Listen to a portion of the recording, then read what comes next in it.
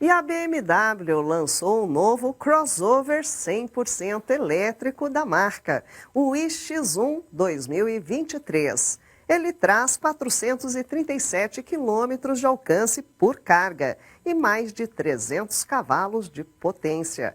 E ele pode chegar por aqui em breve. Vejam só.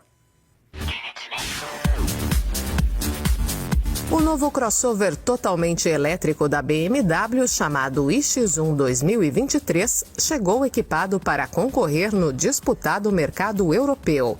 A máquina tem 312 cavalos e adota faróis com novo design.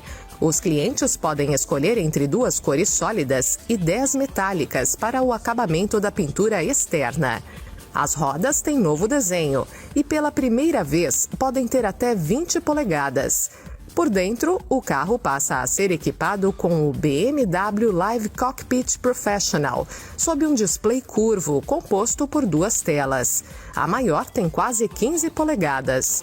O modelo com tração nas 4 rodas tem 2 motores elétricos, um em cada eixo, que permitem que o SUV vá de 0 a 100 km por hora em 5,7 segundos e tenha velocidade máxima de 180 km por hora. A tecnologia BMW eDrive de 5ª geração oferece ao crossover carregamento aprimorado e uma bateria de alta tensão posicionada na parte inferior do veículo, com 64,7 kWh. A alta densidade de energia é capaz de oferecer ao carro o alcance de 437 km. É possível carregar de 10% a 80% em 29 minutos, o suficiente para adicionar um pouco mais de 120 km de alcance. A bateria também pode ser pré-aquecida manualmente, permitindo que os usuários preparem o carro e maximizem as taxas de carregamento possíveis em pontos públicos.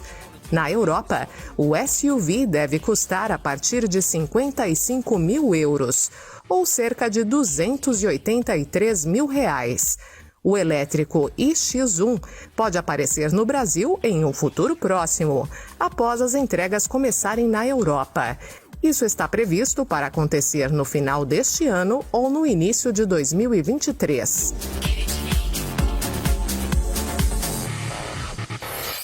E como hoje é quinta-feira, é dia do nosso colunista Leandro Alvarenga falar sobre os direitos do consumidor na internet. Está no ar o quadro Seu Direito Digital.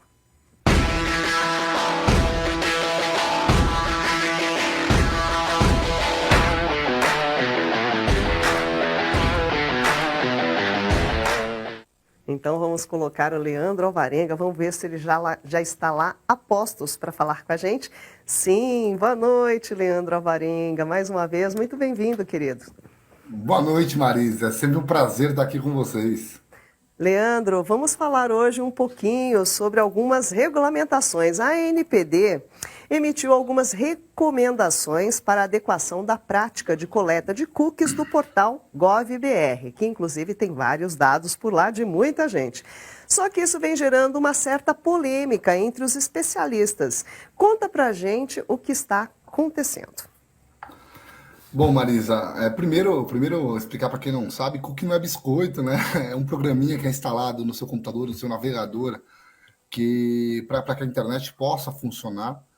E existem diversas espécies de cookies, né? Existem os cookies que são necessários para o funcionamento do seu navegador, existem cookies para a própria interação com o site, existem cookies que nós falamos que são os cookies aí de rastreamento, que eles ficam ali no seu navegador coletando os demais sites que você entra, e aí até por isso que muitas vezes você recebe propagandas de coisas que você pesquisou, por exemplo, numa plataforma de pesquisa, e você fica recebendo aquilo em outras plataformas. Por quê? Porque houveram cookies instalados no seu computador.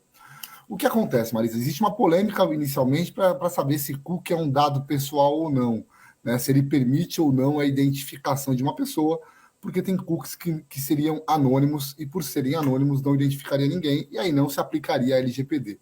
Tirando esta polêmica, que é uma discussão muito grande de lado, a ANPD ela falou o quê? A ANPD é um órgão do governo que usa a plataforma gov.br. E ela emitiu uma recomendação para os gestores da plataforma, um ofício, pedindo para que disponibilizasse um botão de fácil visualização que permita ao usuário, nós, aceitar os cookies e rejeitar todos os cookies que não são necessários. Ele mandou desativar os cookies baseado no consentimento por padrão, permitindo que a pessoa faça a escolha, né? Que ela tenha que dar aquele aceite para que seja instalado esse programinha que não seja necessário no seu computador, né? E aí tem algumas outras polêmicas, né? Ela pede para que na política de cookies, dentro daquele documento que explica o que nós vamos usar com os cookies, que o governo identifique a base legal que ele vai usar para o cookie e usando o consentimento como a principal base legal. Aqui eu queria chamar a atenção para a primeira grande polêmica, né? Porque há pouco tempo atrás a ANPD ela emitiu um guia para os órgãos públicos e nesse guia ele, de certa maneira, desaconselha que o órgão público use o consentimento e o legítimo interesse. Por quê? Porque o órgão público, na sua grande maioria das suas ações, elas são baseadas em lei, em obrigações legais, e aí não caberia o consentimento e o legítimo interesse. E aí, para alguns especialistas, ela falar que o cookie tem que ser baseado no consentimento é um contrassenso com o que ela falou no manual há pouco tempo atrás. Mas só para deixar muito claro, o consentimento é uma hipótese legal que ela só é válida se ele for dado livre e de espontânea vontade pelo titular. Né? E aí nós temos as outras hipóteses legais, as outras 9 hipóteses legais que não precisam do consentimento. E aí está o problema, Marisa. Quando você vai, por exemplo, numa Receita Federal, e a Receita Federal fala para você, olha, você me dá seu consentimento para tratar seus impostos, né? É uma brincadeira aqui que ele está fazendo, claro. Quem é que vai falar não, né? Para ter problema com a Receita Federal? Então, as pessoas há uma certa dúvida se na atividade pública esse consentimento ele vai ser livre e desimpedido.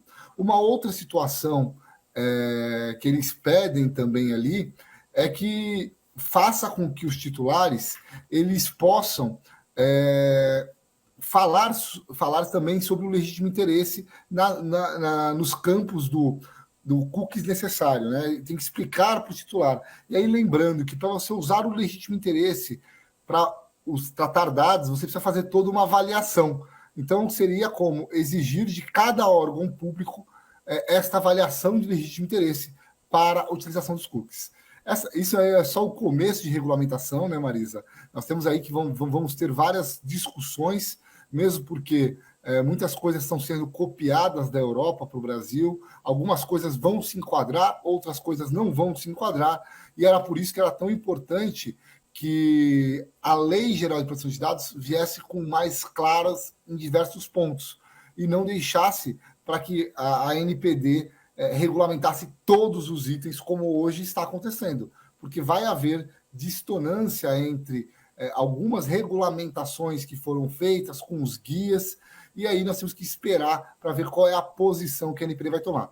O que nós temos de informação é que a ANPD ela está criando um guia para cookies. Então esperamos esse guia sair, né? E aí é importante lembrar que a iniciativa privada muitas vezes copia a iniciativa pública exatamente por se sentir respaldada. Então é muito importante que nesse guia a ANPD seja muito clara com o que ela quer e com o que ela deseja na utilização de dados pessoais. Pois é um assunto bastante complexo, mesmo porque, né, aí a pessoa vai falar, não vou consentir, ou seja, não acontece nada, não vai para frente, enfim. Realmente é um assunto que dá muito pano para manga ainda, né, de discussão, não, Leandro?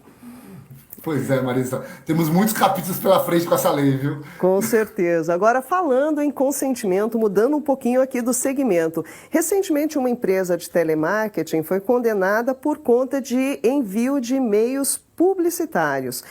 Isso cria uma situação, as empresas não vão poder mais enviar e-mails de publicidade para as pessoas sem o consentimento delas, enfim, o que isso pode significar?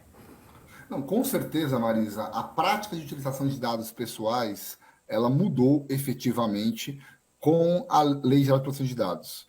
E aí nós temos algumas hipóteses que podem ser enquadrados aí o marketing para envios de e-mails, por exemplo, ou até cartas, que quase ninguém mais usa carta hoje em dia, SMS, WhatsApp.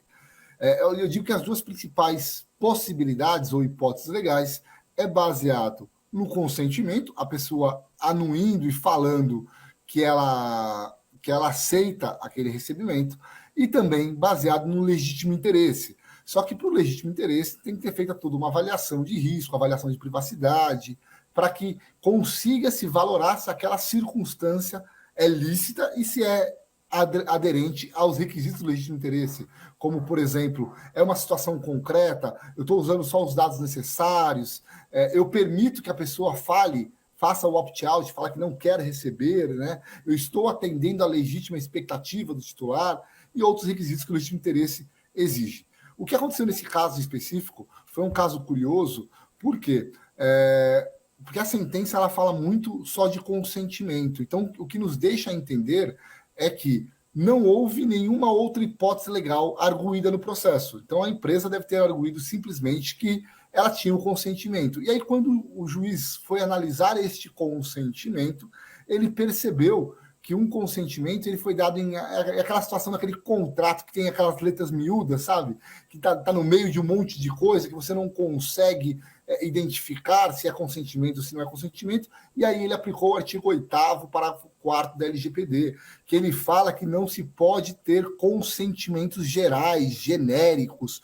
O consentimento tem que ser claro, específico, para que possa ser válido. E aí ele considerou que como o consentimento que a empresa tinha, ou seja, o documento que balizou aquele tratamento de dados, ele não estava adequado à lei, ele tornou aquela cláusula como uma cláusula abusiva, e se como cláusula abusiva, ela é nula de pleno direito, e aquele consentimento é inválido. Como estava havendo uma reclamação, a empresa foi condenada a pagar uma indenização de R$2.000 por danos morais presumidos, que é uma outra discussão, se cabe ou não dano moral presumido no direito eletrônico, no direito digital. E aí nós temos que analisar essa circunstância, porque esse caso não acabou ainda, né? Mas ele está indo, provavelmente ele está indo para os tribunais, e temos que aguardar a decisão final. Essa foi a decisão de um juiz leigo. O que é um juiz leigo? É uma pessoa que não é magistrado de carreira, não é concursado, é um juiz, é um auxiliar que uma comarca pequena é muito comum que tenha esses juízes leigos, né, que são pessoas físicas comuns, advogados normalmente, que atuam na função para ajudar os juízes. Ele deu essa sentença, né, e essa sentença foi homologada pelo juiz togado, pelo juiz concursado. Então agora eu imagino que a empresa vai recorrer e nós temos que aguardar as cenas dos próximos capítulos. Por isso que é tão importante para as empresas tomarem muito cuidado com o marketing hoje em dia. Se ela for usar o consentimento, ele tem que ser livre, ele tem que ser dado de maneira explícita e clara para o consumidor, e não pode estar naquelas letrinhas pequenas no meio de um textão, onde todo mundo lê, aceita, né? Que eu gosto de dizer que o pessoal brinca, eu brinco com o pessoal quando vai ao escritório, né? É aquele não li e aceito. E Marisa, antes de encerrar aqui hoje, eu queria comentar com você uma matéria que vocês estavam falando aqui de hackers atacando o hospital. Nós tivemos um caso num hospital muito sério, em que eles hackearam e criptografaram a UTI do hospital, Marisa. Quer dizer, colocaram em risco vidas de pessoas para tentar fazer extorsão. É muito complicado, ainda bem que o hospital estava preparado com um backup muito consistente e evitou danos maiores. Mas, infelizmente, esse é o crime do momento. Agora, os hackers eles estão invadindo as empresas, não só para roubar dados, mas para chantagear as empresas. Ou você me paga, né, um X, ou eu vou denunciar você para a NPD, eu vou denunciar você e vou acabar com a sua marca, e essa situação toda. É muito triste essa situação, né, Marisa? Muito mesmo, e como eu disse, é uma covardia, não, Leandro? Porque, afinal de contas, ali estamos tentando salvar vidas, né? Hospitais, sistemas de saúde, né? Realmente é uma covardia esses hackers atacarem o sistema público de saúde, é um problema mesmo. Bom, Leandro, como sempre, sua participação foi brilhante, muitíssimo obrigada pelos esclarecimentos, e o nosso encontro está marcado para quinta que vem. Até quinta-feira que vem, Marisa. É um prazer estar com vocês. E olha, eu sempre falo para a equipe do Olhar Digital, eu estou aqui nos bastidores para falar e dividir um pouquinho de conhecimento, mas eu estou sempre aprendendo com vocês. É um prazer estar aqui e até semana que vem. Fiquem com Deus. Até semana que vem. Muito obrigada. Fiquei muito feliz com o seu comentário. Boa noite, Leandro. Beijo grande. Boa noite. Um beijo. É isso aí, pessoal. Como vocês já sabem, Leandro Alvarenga, o nosso colunista, está com a gente todas as quintas-feiras para tirar dúvidas sobre os seus direitos e também deveres no âmbito digital. Então, mandem as suas dúvidas pelas nossas redes sociais. Participem, porque esse espaço é feito para vocês.